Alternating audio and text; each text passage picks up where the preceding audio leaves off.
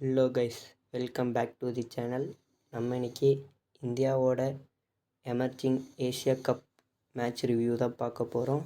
So நம்ம முன்னாடி சொன்ன மாதிரியே இந்தியா vs பாகிஸ்தான் ஃபைனல் அவைட்டிங்னே சொல்லலாம்.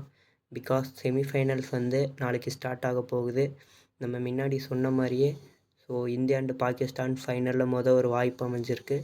தொடர்ந்து வீடியோக்கு போகிறதுக்கு முன்னாடி வீடியோட ஸ்பான்சர் கண்டென்ட்டை பார்த்துட்டு வந்துடுங்க. இந்த வீடியோட sponsor content school of business organisation SBO, அதாவது தமிழ்நாட்டிலே உருவாக்கப்பட்ட ஒரு பார்ட் டைம் ஜாப். அதாவது ஒரு ஈஸியாக நம்ம வீட்டில் இருந்தபடியே நம்ம மொபைல் ஃபோன் மூலயமா ஒரு ஈஸியான ஒரு மணி மேக் பண்ணுற ஆப்பர்ச்சுனிட்டி இவங்க ப்ரொவைட் பண்ணுறாங்க. ஃபர்தராக நீங்கள் டீட்டெயில்ஸ் எல்லாம் விசாரித்து பார்த்துட்டு இல்லை இன்ட்ரெஸ்ட்டாக இருந்தாலும் காண்டாக்ட் பண்ணுங்கள். உங்களுக்கு ஒன்றா அந்த ஜாப் பற்றி சொல்கிறோம். இன்ட்ரெஸ்ட்டாக இருக்கீங்களா மறக்காமல் தொடர்ந்து வர வீடியோ பாருங்கள்.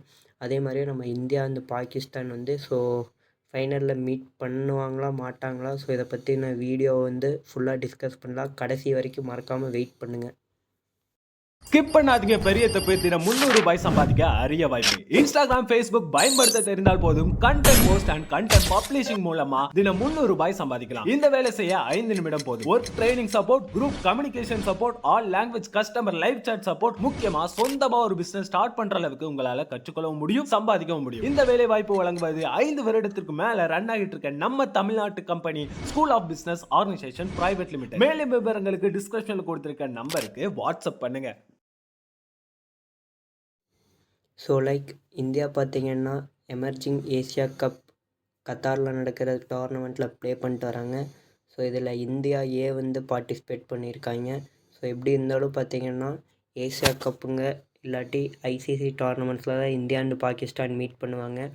இதனால் பார்த்திங்கன்னா Pakistan and India are in same group. இதை அடுத்து பார்த்திங்கன்னா இந்தியாவுக்கும் பாகிஸ்தானுக்கும் நடந்த லீக் மேட்ச்சில், அதாவது குரூப் ஸ்டேஜ் மேட்ச்சில் பார்த்திங்கன்னா இந்தியா பாகிஸ்தான் வச்சு பொழந்துட்டாங்கன்னு தான் சொல்லணும். பிகாஸ் ஒரு டாமினண்ட் வின்னு தான் சொல்லணும். அதுக்கு ரிவென்ச்சாக நமக்கு ஒன்றரை ஆப்பர்ச்சுனிட்டி கிடச்சிருக்கு.